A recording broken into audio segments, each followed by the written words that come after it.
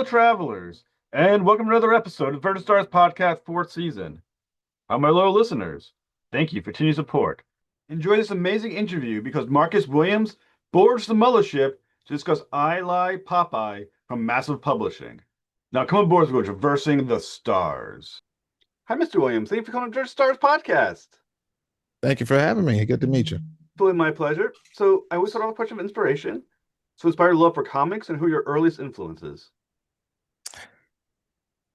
Earliest influences, I want to say it's weird because I didn't pick up a comic officially. I didn't get a comic book until I was maybe closer to 7 years old, maybe 6 years old. I think my influences started with video games first, or animation, I should say, and then video games and then comics. It was pretty much everything I could see. If I could see it, then I was influenced by it. So I just wasn't good. That's the biggest thing. A lot of people think I was some sort of natural talent or something, and that's just not the truth. So I say animation. You had Looney Tunes, you had Disney.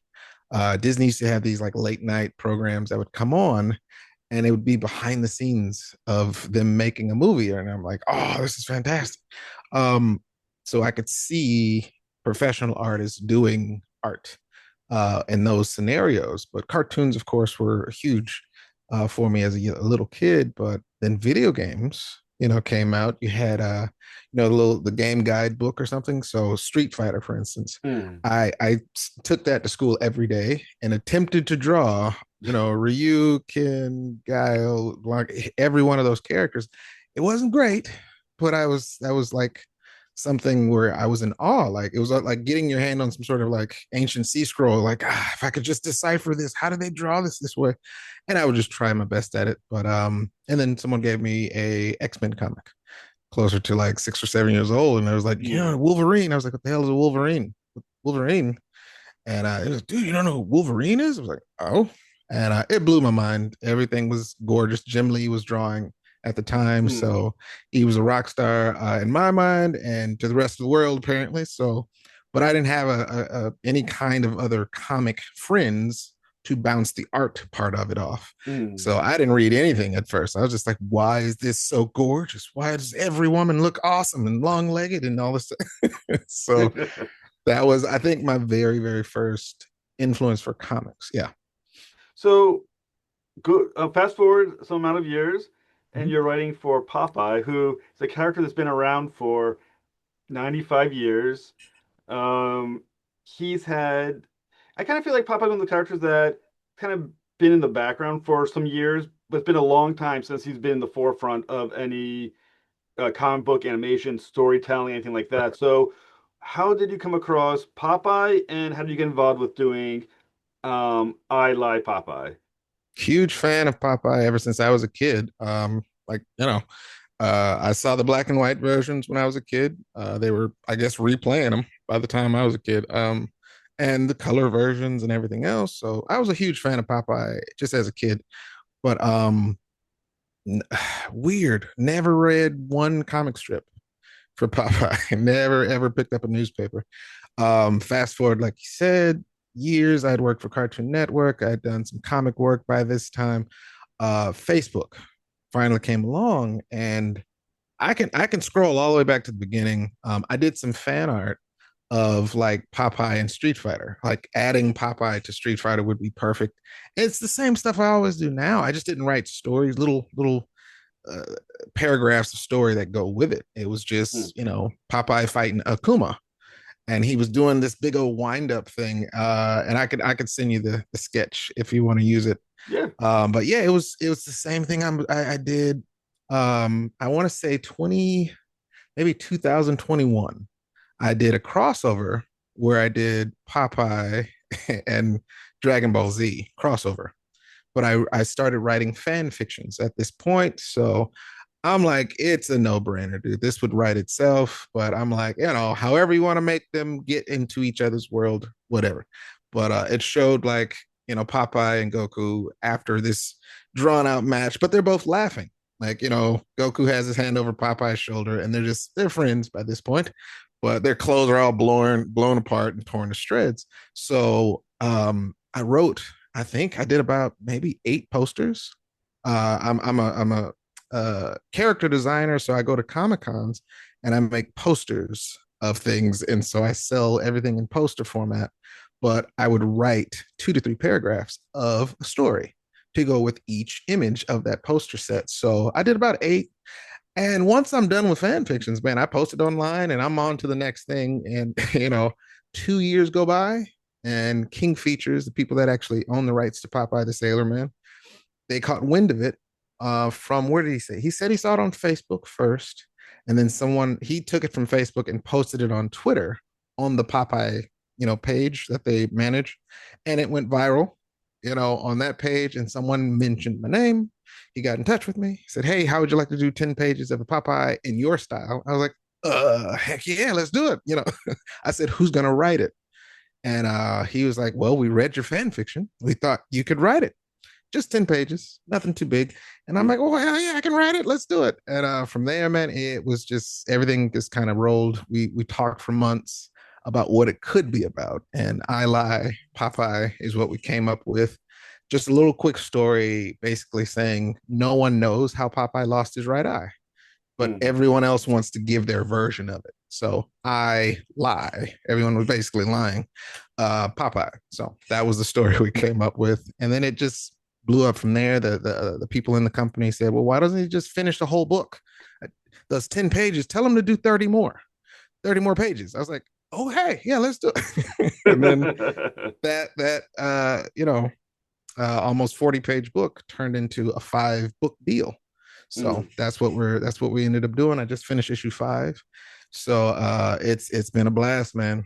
I had a lot of fun. And so when you're talking about Popeye, as we mentioned, 95 years old. That's people may not realize that's older than Batman. That is older than Mhm. Superman. That's older than the Phantom. Yeah. Um, I know not quite as old as the Shadow, I don't believe, but at least in the ballpark of the Shadow. Mhm. Um, why do you think this character, who's basically a lover of spinach, gives him powers, has these massive muscles, why did he endure some 95 years? I gotta be honest. So this is something they had to educate me on. He didn't in the comic strip. Like I said, I didn't read the comic strips. Hmm, Um, I asked 1,000 questions when they gave me the opportunity to come up with a story. I'm like, why does spinach work on Popeye? And they're like, well, in the comic strips, he didn't eat spinach. And I'm like, really? what? They was like, yeah, Popeye was just insanely strong in the comic strip. Spinach was added for the cartoon, the animated stuff.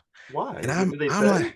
like, it was just well, Popeye was doing weird stuff in the comic strip. Like some dude shot him like point blank range with a gun, and he just spits out the bullets at the guy, and punches the dude in the face. I'm like, okay, so no What the logic. hell? They're like, yeah, they're like, nah, no logic. But spinach didn't come into the picture until the animated stuff, and I was like, really? And then of course I still double down. I was like, okay, so why does it work that way on Popeye? They're like, well, there was a wiffle hen and there was this. And I was like, okay, all right, and I'm just like, okay, so basically Popeye is a freak of nature. he had a he had this magical hen that it wasn't his, it was Olive's brother's hen. It was a wiffle hen. And apparently it was this lucky, super lucky hen that Popeye, if you rub the feathers of this thing, you get super luck. And that's where I think the whole concept of him having this connection with spinach and strength, it was bizarre. But ultimately, it's just because that's what it was, as far as I can tell. But I think Popeye endured, and I tried to put it in the book just a little bit, is it's a story about someone standing up for themselves, Hmm. and being beat up doesn't mean you have to stay down. Popeye is a champion for other people. He's a champion, constantly getting knocked around by Bluto and everything else. So he's an underdog before he's a winner, but he has this like unyielding amount of just he never gives up. Hmm. He never actually gets down to the point where he doesn't just the spinach is this really quick hand wavy MacGuffin of saying he's gonna win. And after they added that fanfare, man, I I don't know why I was so. I can't stand Scooby Doo. I hope you're not a Scooby Doo fan. No. After about seven episodes of Scooby Doo, I was like, so they're just gonna keep unmasking people. This is dumb. I don't want to watch this. As a kid, I was like, this is lame. Where the hell are they getting all these masks? And how is it these people have no powers, but they're able to do, you know what? And it was just this template, and that bothered me. But not Popeye. Popeye was like legit. Like he had to get beat up first for whatever reason. And then he takes spinach. It's like, oh, well, yeah, he has his superpowers now. Yeah, he's gonna win. And it never got old to me. Yeah. But even after all these years, 95 years of it, it wasn't really hard for me to bring that to contemporary, especially with anime and manga the way it is. Japanese writers always have these kind of characters, these underdog characters that get these ridiculous powers. But he was our first Dragon Ball Z, in my opinion. Mm. Popeye has always been a fighting, action cartoon series, but we didn't know, we didn't have anything else to bounce that off of. Japanese anime didn't make it to America in that kind of format, especially on TV. To what, Toonami and on Cartoon Network or something. Mm. So yeah, it wasn't hard for me to make them contemporary because it's now blowing up, but it's been blowing up in Japan and everywhere else, for years. So Okay, so I mean, my knowledge of Popeye, and this is going back some years. yeah. Obviously, the spinach is Olive Oyl, Bluto, Mm-hmm. um, the baby, Sweet Pea, Sweepy, yeah, Wimpy. I know those characters. Obviously, I'm also familiar with the Robin Williams movie, live yeah, action, yeah. but never heard the fucking Whiffle Hen.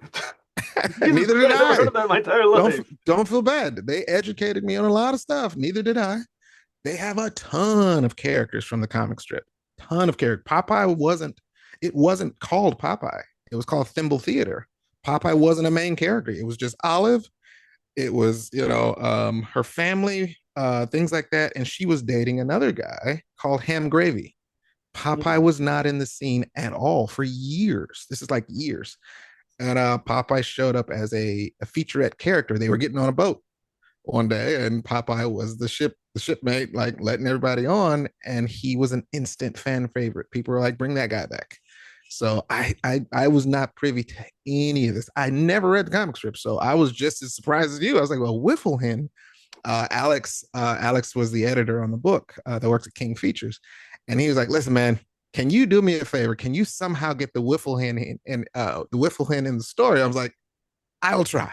And I, of course, he sent me the comic strips, and I was just like, "Okay, cool. I'll figure out a way to make it happen." So, yeah, the Whifflehin does get in the book, but I had no idea either what that So, was. okay, so as my brain is trying to put this all together, so also we have Popeye, right? Yeah, He's powered by spinach due to a wiffle hen, yeah, gets superpowers, gets beat up though once in a while from Bluto, who yeah. apparently is from Krypton, is my understanding. He can take, because if he can take Popeye just as a normal dude, Right. I'm assuming he's either from Krypton or something else. I mean, did they ever explain why he then is strong enough to beat superhuman wiffle hen powered Popeye to some extent? If you ever watch the cartoon, the black and white cartoons, there's a dozen episodes where they just show Popeye and Bluto do just weirdly, just out of this world stuff. I think they were building, they were like construction workers at one point, and they're both like Popeye was pushing like the rivets into this metal with his thumb, and so was Bluto. They're not regular beings. I don't know what their problem is, man, but no, they both have like ridiculously just, I don't want to call it old man strength, but they're both strong without any, but Bluto, by all definition, I want to work this in because yeah, Bluto should get all the flowers for being able to just get laid out by Popeye with superpowers and not die. Right. Like it's cartoon logic. A lot of it. Well, Popeye's pipe, for instance, is cartoon logic. Everyone gets mad at me because I draw Popeye's pipe the way the original artist did it. You see how this pipe is just sticking out at the side of Oh, his face and his yeah. mouth is over here? That's not my fault. Okay. That's how it was done. And I just wanted to pay homage to that.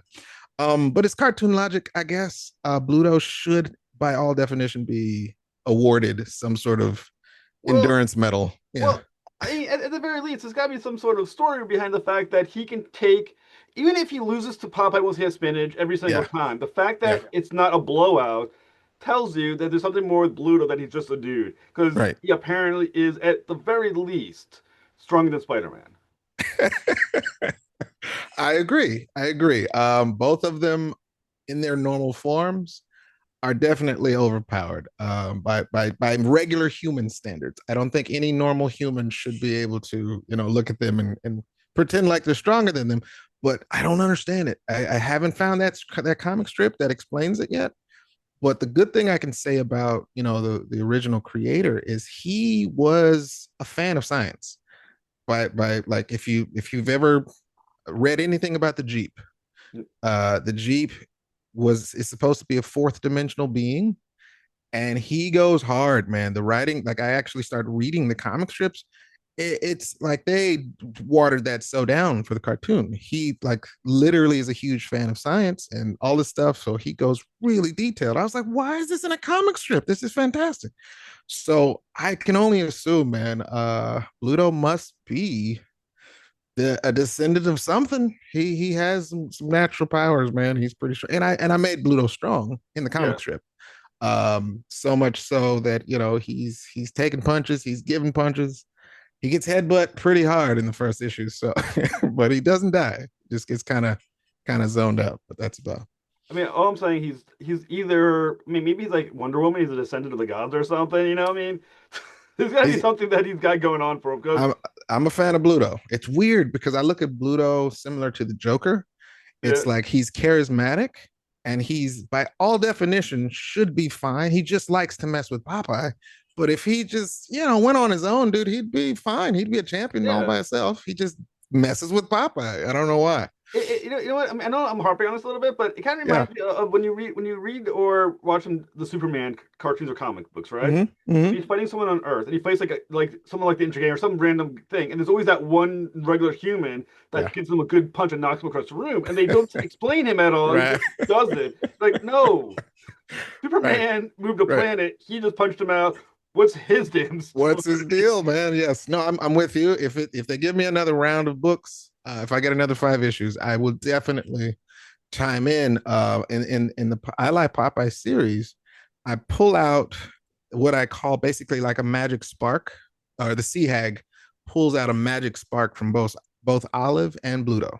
Yeah. And she basically says this is like, oh, really just a spark. They both have no magical power whatsoever.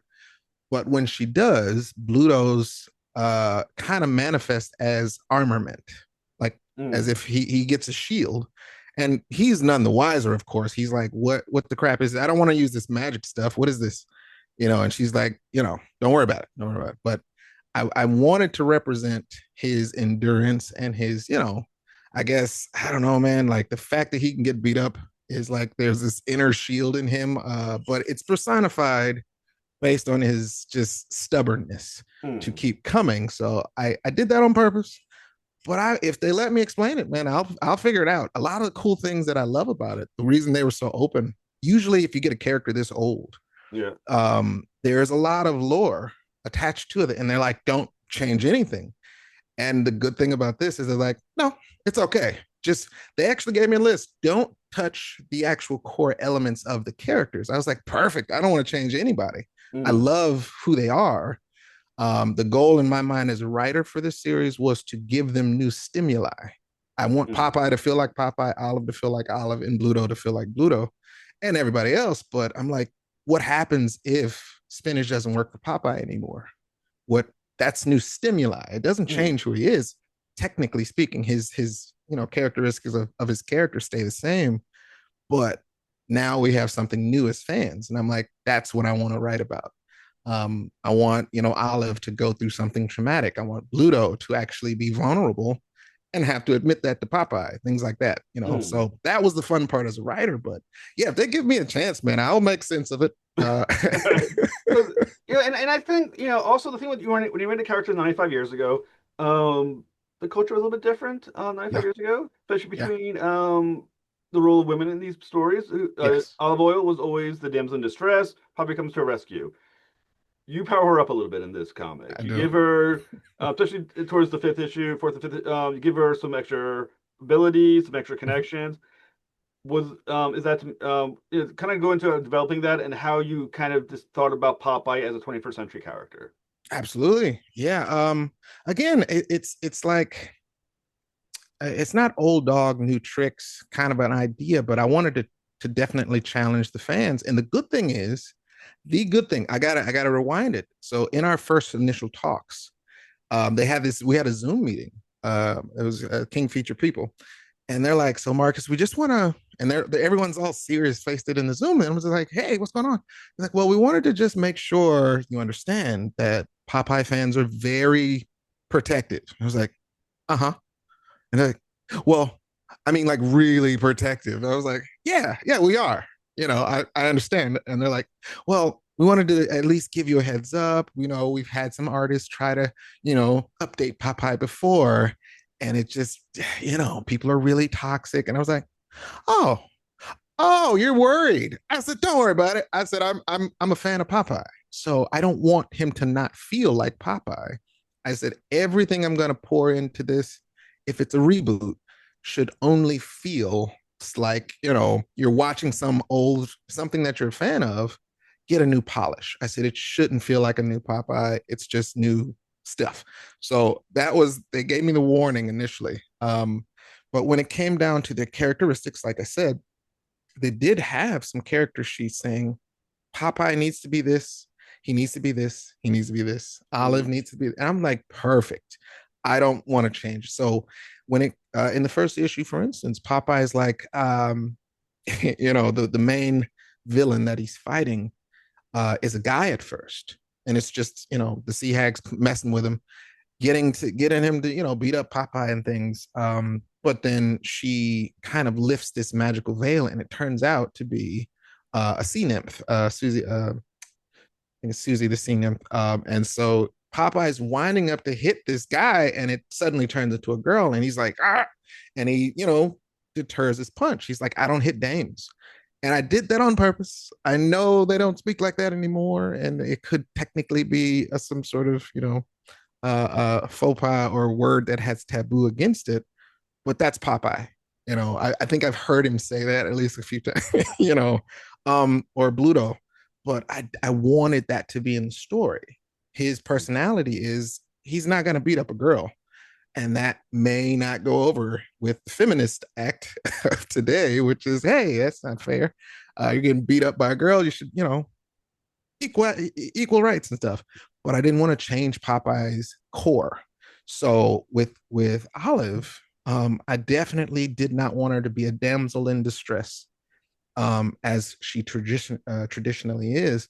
And I told them, I was like, wouldn't it be cool if all of that pent up animosity that she's gotten over the years, being targeted by Bluto and just kidnapped and beat up, all this stuff. I'm like, what if that is what makes her, you know, once she like retargets all that stuff, that's the reason she's so powerful. She doesn't know it, of course, until she's given an actual conduit, some sort of lightning rod, and that's where the magic comes in. Then the whole eye thing, I had to talk him through that. She gets a brand new eye, but I really just tried to think of them as kind of like not Dungeons and Dragons, but like a fantasy team. So if Popeye's the I guess the attacker or the warrior, we needed a mage and we needed a tank, and so Popeye's the actual warrior, Olive's the mage, and Bluto's the tank, just for starters. And magic was not gonna necessarily stay the conduit, but it was just a spark to get them on a Mm. path. So Olive was no longer gonna be a damsel in distress, and that's I think in issue 4 she really chimes in and was like, I'm not staying here if you're gonna go rescue Sweet Pea, dude. I'm going with you. And he's like, no, dude, you almost died. Your eye got knocked out, And I really wanted to make, if you're new to this story, to these characters, the reason she wanted to go is because it's her baby. She's not gonna sit on the sidelines. I didn't want it to sound like this, you know, what do you call it, political or social construct of oh well I'm just as strong as you, none of that crap. It was like she's a mom, right? And she's like, dude, what are you, insane? I'm gonna go help, this is my kid. and I have this ability to find where it is, and I have magic now, and so I can help you. So it had to make sense in reference to who she was. Mm, Bluto only went because they say they were going to fix his truck. That's Bluto. Like he's like, I don't care about none of this crap, man. Are you going to fix my truck? Because this truck gets mm, ripped apart in the first issue. So it had to feel like Bluto. Like all of the actual reasons had to make sense to the characters, but it's Bluto using a freaking magic shield. It's Olive using a magic wand. It's Popeye using strength without spinach for the first time. Like he's mm, tapping into it, not consciously, not on it purpose, but he's tripping over into this unknown power that he didn't know he can do without spinach. He still mm. loves spinach. That's the thing. So yeah, that all of that had to feel like it was appropriate, even in the modern day. I wanted it to feel like, yeah, that's what Olive would do. She would argue with Popeye and she would say, I'm gonna go help you.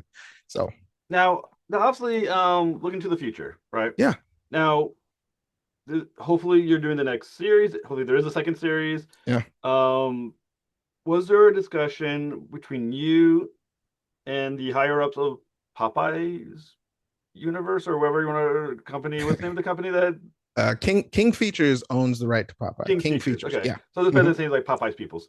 But Yeah. anyway, Popeye's Peoples. Was a discussion that the changes you made, such as the eye and the magic and some of the other stuff, and the source of Popeye's powers, is something that will live beyond what you would do in the series? Like, is there like this is canon now? Well, that's I think that we established that early on. I asked him, I said, is this a reboot or is this a retelling? Is this a brand new, version of Popeye? Things like that.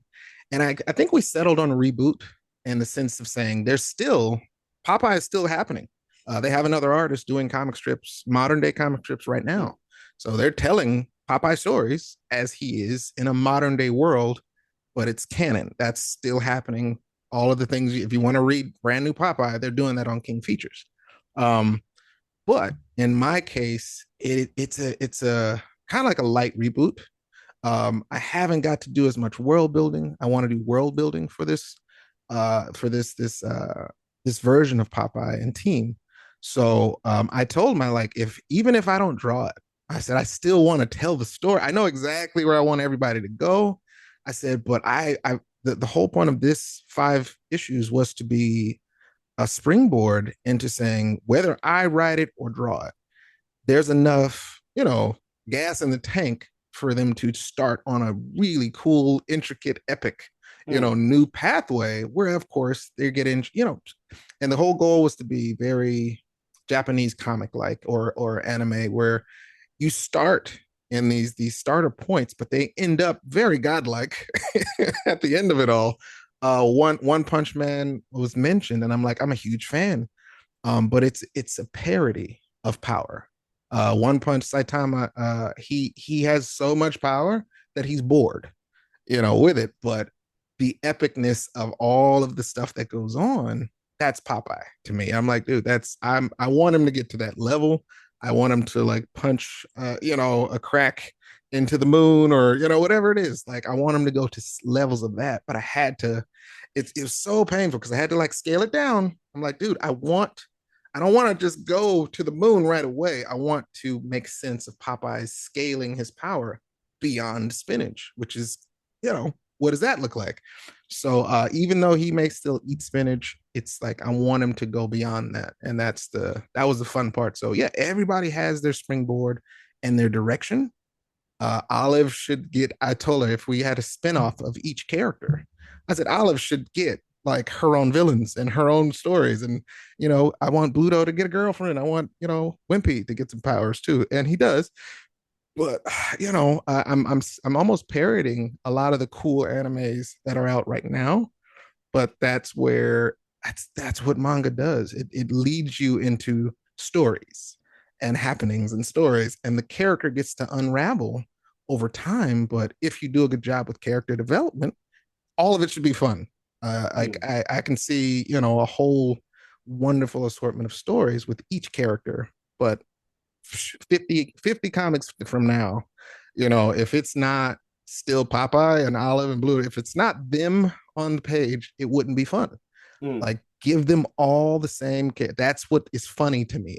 We had like hours. We're talking about this stuff. I'm like, the funniest thing is having Popeye and Olive and Bluto dealing with modern day stuff. And I'm like, that's the joke.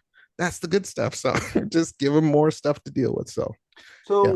So in the issue 5, I think, is when you decide where you describe um Popeye's powers. Mm-hmm. And as my brain's trying to organize it all, it's basically from something called the source. It's like the Yes. so and I'm trying to think of it. For some reason my brain kept a little bit too like Jet Li the one, kind of like where like there's an infinite version, but he's like the is so kind of like break down how this works. Good to go. All right. So Popeye's powers is it's almost set in the concept of there's a source location in the universe. That's where all energy exists. That's where all consciousness exists. That's where all of us exist, you know? From there, the bodies that we are used to, that we're used to seeing in this reality, they're being piloted from this source location. So there's a source being that's piloting your body. All right. So that's where everyone functions under. Um, no one knows that except for the people that know it, right? Jeep knows it, the Sea Hag knows it, and the main villain knows it. But in Popeye's case, he is an anomaly. I just haven't explained the full scope of his anomaly. In Popeye's case, he has a source being. Popeye has piloted by a source being. It's just his source being can literally hijack like 50 other source beings if he needs, usually when he eats spinach. I got an explainer for that. I don't want to spoil that. Spinach is going to be a unique key for Popeye, but that's the basis. So in Popeye's case, if he eats spinach, suddenly he gets, siphoned, 50 plus other source beings energy, and he gets to actually create or manipulate reality. I wanted it to make sense. This is anime for me, so if he eats spinach, he can turn his hand into an anvil, and it's tangibly an anvil, and it's, he could actually make his muscles grow and all that good stuff, right? So the deeper part of that in issue 5 is that if Popeye actually gets, to such a stress level, he can tap into this without spinach. He just didn't know that. Like, he doesn't even remember doing it when he's doing it. So that's going to actually push him to, that's that springboard I'm talking about. If he can control that without spinach, the way I described it at the end of issue 5 is he's not only tapping into 50 different source beings, but he can multiply that energy that he's siphoning infinitely. So he can go, 50 times 50 times 1,000, whatever he needs.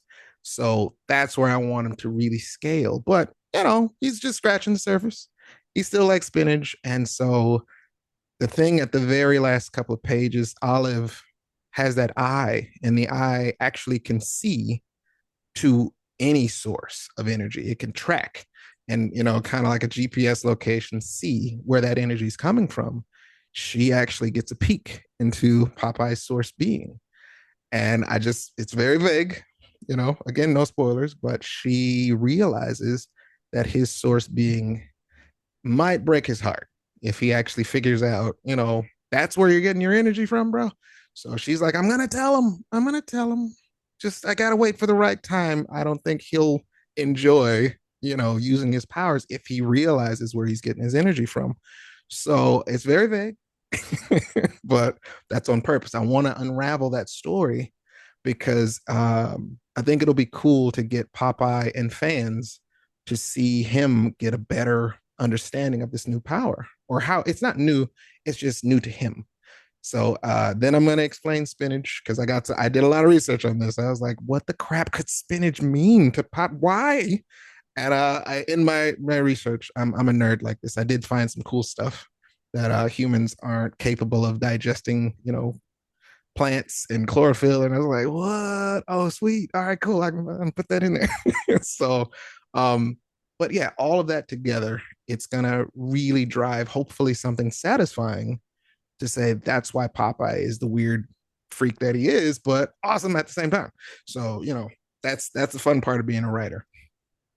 So so there's a secret behind the spin. So 'cause here's the thing.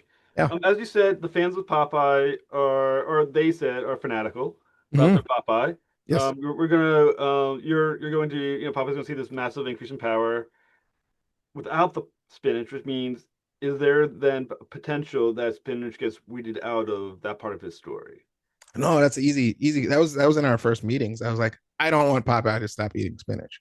Popeye actually likes spinach. Like he's eaten it so his whole life or whatever. I don't want to delete spinach from him. That's as as part of him as much as his pipe is. He has a corn pipe, and I don't. He doesn't even use it to smoke. I don't know it's steam, I guess, that comes out of it. But again, I'm a fan of Popeye as is, but explaining it. Like I asked the folks at King Features, I'm like, how does Sea Hag's magic work? And they're like, however it needs to. I'm like, perfect, perfect. Because again, I love all things, fantasy magic. So I'm like, oh, I get to make a magic system. This is awesome. So me explaining how magic works for the Sea Hag doesn't change the fact that Sea Hag uses magic. So she's still a Sea Hag. She still uses magic, but I'm just giving some explainer and some foundation to this is why she's tired of magic, though. She wants what Popeye has. She wants to actually change and manipulate actual reality. Mhm. Magic kind of pseudo changes reality, but not really. She's Mhm. like, I want this. I want what Popeye has, dude. So she has a goal, and she's head set on getting to that point. She wants to get, and she's getting it piece by piece. It's just real subtle, and she has her ways of doing it. So can't trust the Sea Hag. So, the other alteration in the series is, like you mentioned, is Bluto, who we kind of touched on a little bit, where he kind of explains his issue with Popeye, which is sort of like he bullies him because he kind of wants his life a little bit. It's kind of like my understanding of how that plays out. Um, so the argument then is that he's not necessarily a villain. He just definitely has some emotional issues that he's responding by punching something or in kidnapping Olive Oyl because he is having issues coping with his emotions on some level. How does that change our understanding of Bluto? How does that change how we understand Bluto with Popeye? I mean, is that a fundamental change of who he is? And is he also then more heroic than we give him credit for? And is that he forgivable for what he's done because he's just like a broken dude? That's I think you got it on the head right there. I'm a firm believer that every human being has a reason for their actions. Only when you reach into the parts where of psychosis or someone's insane, there is no reason. The Joker from Batman has no reasoning. He's just insane. So you can't reason with that guy. But humanizing what we call a villain, when you say villain, we're generally traditionally talking about someone who's just evil through and through. That's just an evil person. But what they did even with Thanos for like the MCU, that is not the story that's in the comics. Thanos genuinely is a bastard. He wanted to impress death by killing half the universe. There was no, I want to save resources and finite. No, they try to humanize Thanos for the movie. But I think it worked to a degree. Still, you got to have good writing. You got to have people that understand science. Like that, his plan didn't make any sense at all. But in this case, for Bluto, every bully I've ever understood, every story I've ever seen a bully in, there, it's a cry for help. It's a cry for attention. It's a cry for something that's happened to them, something that they cannot or will not deal with Hmm. in a normal fashion. They don't want to talk about their problems. They act out, or their behavior is this very toxic way of dealing or so or coping with whatever's really eating at them, the source of what's eating at them. And I did it on purpose, man, because I'm like, dude, there is no other reason. that Bluto, because I'm a firm believer. I am a fan of Bluto. He's actually, you know, strong. He could get women if he wasn't a dick, if he wasn't like a terrible person. But why is he a terrible person? What is causing him to act out? And yeah, he sees this, scrawny guy, so to speak, he sees Popeye have everything he wants. And instead of trying to just go and get that, he's like, he feels that. And this is what we did as kids, man. I had to explain this to a lady friend of mine. I'm like, at a young age, boys would push girls, like literally push them down on the playground, scrape their knee, cry. The girl's crying, and the boy will run off, and then later say that he loves that girl. It's like that's I have a crush on her. Well, you just pushed her down, you idiot. What are you doing? But we didn't know how to communicate that feeling. So it was like, any kind of attention was attention. And I'm Mm. like, some men don't grow out of that. It's terrible to say it, but then it mutates into something even more terrible and abusive. So in Bluto's sense, he's like, dude, what are you, an idiot? You dumb idiots are the only idiots I have. Like you're all I'm lonely otherwise. I don't have a life outside of you guys. You're all I have. And of course, he's too dysfunctional to go and start a new life. So again, springboard. That's what I want to fix. That's what I want to add into his life. What Mm. is Bluto? If you get this toxic individual and you start piecing, these little puzzles into fixing what's wrong, he's probably not going to do well initially, Mm. you know. But if he gets a woman who understands what's happening with him, what happens then? If he gets a partner who's tough and rough around the edges and understands, but they fix their problem because it's something they've dealt with before, and they're patient with Bluto, you know, someone that can melt through that rough exterior. So they're gonna essentially get past the shield Mm. that he has up all the time. That was just the first time I got to play with Popeye and Bluto being vulnerable. Popeye was on, he was at a bad place in the comic when they did that conversation. So first time for that too. Never seen Popeye like voicing his insecurity about what if I fail again? What if Olive gets hurt again? So that was fun. That was real fun. I loved it because Alex, the editor, he was like, "Dude, there's a lot of emotions in this book, and I love it." And I was like, "I was like, good." So Now, now, now, in the fifth issue, yeah, do something kind of cruel if this is only one series. You end with the recognizing that the Sea Hag is potentially the bigger villain of the story. So I mean, that's a cliffhanger on the last page that you just left there, I did. which is mean if there's no second series, is all I'm saying. Let's point that out. I Um, agree. I agree. Now, in your opinion, well, I don't know if it's an opinion. You're the writer, so you're like the god of the world. So it's not an opinion. Uh, your thought Yeah. is the Sea Hag the greater villain than Ham Gravy in this series? No, I can give you that spoiler. No, no, no, no. Okay. She's working for Ham Gravy. Okay. She Everybody has motives, and I got this. I can give total credit. Um, Studio Ghibli, Princess Mononoke is my inspiration for how this story feels, which is everyone has their own motives. Everyone has their own mission. Everyone has their own directives and reasoning for doing things. Hmm. What I learned from that movie, I haven't got that feeling from many other, films or stories where there is no winner, there is no loser. There's just someone who either gets what they want or not. And the way I'm writing it, Sea Hag, we still haven't even got. It's so crazy, man. The pages in the comic go by so fast because when you get to the explosive moments, you want to give it time to breathe.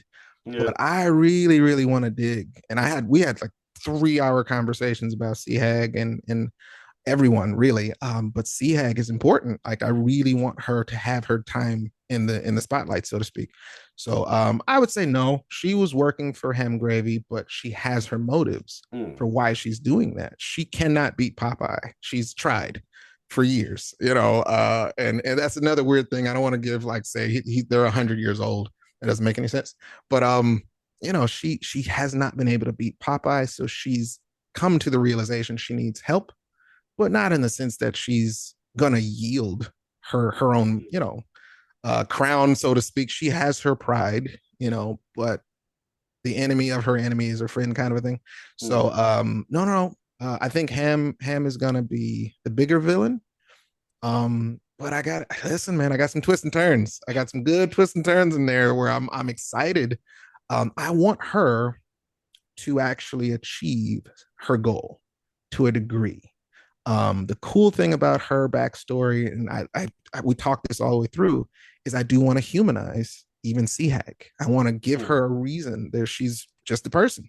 She's old, and she's bitter and disgruntled, and she hates not winning like most people. But I want to really give her a heartfelt story, and she has a purpose. She has a reason, and I actually want her to win a little bit, because that could also, same thing with Bluto. What could these people, really be like if they get what they want to Mm. a degree?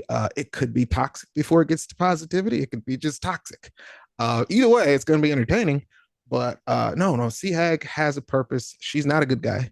She's not a good guy. She's playing everybody, and she has all the cards to herself. So she's keeping Mm. all of her stuff to her chest. But in the end, that last page was to give that realization. She's like, "What are you, stupid? There's a price for everything I'm doing, buddy. I'm not a good guy. I want what I want still." And Mm. so she's going for that. But no, no, no, she's not the big bad. Yeah. Now, so I think the best way to phrase the question: over under, does this have a second series coming out? We have to actually see. The cool thing is, I've talked to Alex over at King Features. The cool thing is they created a new website for showing the digital versions of these stories, and they're going to be chopping that up for months because they're just it's episodic per week. Mm. Um, the goal for them is they needed time to let that breathe. So me finishing these five stories has given them months of content. So they can take all of this year to actually do what they needed to do to kind of market the website, get things going. You got to think they're paying, they're financing this. So it's the cool part is they need the content. Popeye is, one of their pieces, very, very, popular pieces. So I think what he was saying is, 2026 is when they'll be able to give a green light if it's, a go. And again, I told him this very early. I was like, I don't even have to draw it. I said, I'm happy to at least give the story or the template. If I hopefully I get to be in the writing room. But I just wanted to give a world building, platform, and just really, really push everybody. Anybody can at least read these five issues and say, "Oh, cool, I see where you're going," and go from there. But we'll see. I think 2026 is when I'll get I'll be made aware whether or not sales has really come through, if the fans enjoyed it enough, things like that. They got to get numbers. So Mm. that's really where it comes down to. So a lot of my marketing now is I went to a Comic Con in Baltimore, and went up to like five different comic shops, people selling comics at a show. And I'm like, hey man, do you have that Eye Lie Popeye? Like, oh man, nobody's making Popeye comics anymore. I was like, it's funny you say that. Because here you go. This is, and they're like, really? Oh man, this is dope. I'm gonna order some. So it's still kind of slow drip in terms of getting I guess, the larger group of just vendors and people to know about it. People, Mm. I do a lot of fan fiction, so people think that I'm doing a fan fiction, and they're like, "Dude, how are you dealing with the copyright issues on this?" I was like, "What are you talking about?" It's like, "Yeah, how are you able to do this? Aren't you worried?" It's like, "No, no, no, no, no. See, open there. Yeah, King Features. They paid me to do this. This is official." They're like, "Oh, cool." So it's a slow burn. We got to get the numbers to really reflect, and I think they're gonna put it in a trade. These first five issues, they'll put it in a graphic novel format and push it. So I'm like, there's a lot of marketing still happening. So we just got to get the numbers, buy as many as we can. And I think they can't ignore that. So whether or not they change it, I don't know. I don't know.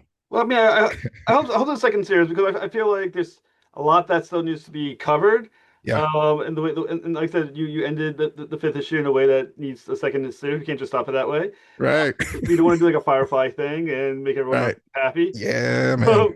But when it's ready to come do more, you please come back on and talk more about Popeye. Yeah. The character deserves another 95 years. So I want to thank you so Yeah. much.